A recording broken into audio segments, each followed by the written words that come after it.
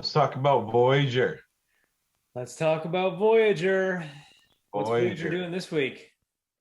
Voyager Digital is up 18,000% revenue growth and of course has better interest in Coinbase. This is a good article that I come across.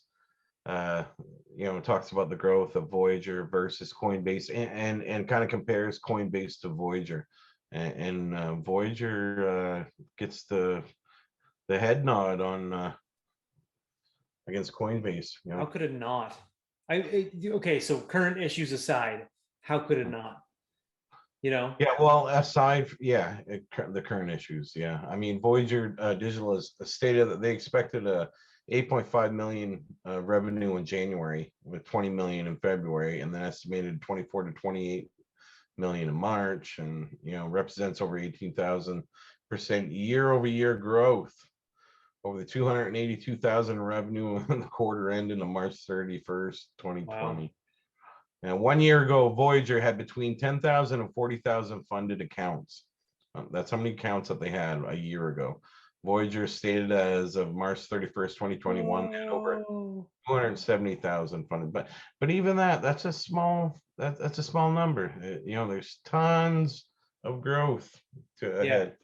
Funded accounts, over 1 million verified users have downloaded the app. Many of these downloads are likely to deposit at some point. So So I yeah, actually I have a friend who reached out to me, who actually watches the podcast, and he said that he is going to put his money into USDC on Voyager. Like he's got some savings, he's going to put it on there and let it hang out and collect nice. money. Sure, why not? So if you're If you're looking, not, go ahead. I mean, if you have in the neighborhood of 10 grand that you're hanging on to, you know, like for if you're saving your money and you want to, that kind of return on it, it's like, okay, 9%, that's what it is right now, right? 9%. No, on the Voyager was 5%, but actually, no. Oh yeah, on the USD coin. Yes, Yeah, yes, yes, yes. But Voyager token itself was 5%. right. But this updated as of today. Today's May 1st, right? Is it? Is it? It is. Today's May 1st. As of May 1st, starting May 1st, interest on your Voyager token will be increased from 5% to 7% to reflect the upcoming staking that's soon going to be available on the VGX once the token swap commences. So get a little extra. I mean, things just keep getting better and I better. know. Why not, right?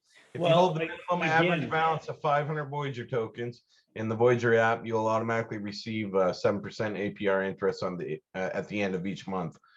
Lower minimums for 1% interest booster. We've officially lowered the requirements to earn an additional 1% APR. Remember, you asked about that just a little while ago, a few episodes ago. APR on the USDC, Bitcoin, Ethereum from holding 10,000 Voyager to 2,500 Voyager. Nice. And with this 75% decrease from more Voyager token holders, will now be eligible to qualify for the additional 1% boost.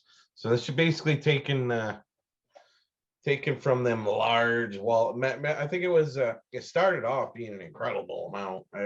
I think it was like 1,000, 5,000, 10,000 to get them. There's three different brackets of right. interest rates and stuff like that, or loyalty program thing. And the more people are on it, and of course the price of the token rises, it gets a little farther and farther out of reach.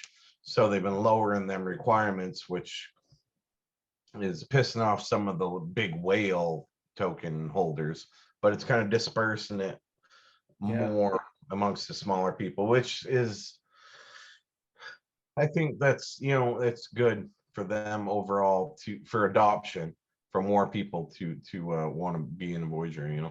So at this point in time, we can expect to hear a large sucking sound from the dollar into crypto. Like, why But wouldn't you, man? Like, without a doubt, these are the future banks, it's and like, well, I believe that banks they're gonna get blockbustered if yep. they don't start, get with it. they're going to start adjusting. They have to, you know what I mean? Just like any other company, you're super successful and you have all this growth, and then all of a sudden something happens or it peters off, and you either adjust and evolve to the current, you know, or die. Can you imagine, like here's the thing. I don't think that your average bank manager understands that this is happening right now, but you know that the higher ups see it coming. Like, how mad are they? Because they've been able to use our money for whatever they want for how many years, right? Like, when's the last time we got a decent amount on our savings or checking or whatever, you know, a return on what they're using? And it's like, well, what did you expect, you know? Yeah. So you better start dancing and get with the program. I think just myself, just me, and I don't talk to a ton of people, or I am like personally responsible for like 50 people Right. downloading Voyager and putting Right. some money on there, and they're all thanking me for it. And you know, everybody's starting to get it. They'll So here's the thing that we need to look out for. Maybe it's already there. Maybe you know about it. Maybe not. We need to be on the lookout for like FDIC insurance, right? So Yeah. the banks have is it FDIC? I'm pretty sure I'm not Yeah. getting that wrong. So Some of these platforms are insured up to a certain amount. are they really? You have to, yeah. That's I'm not sure exactly what these guys are, you know, I can look into it, but I know Coinbase and that, you know, there's like a $250,000 insurance on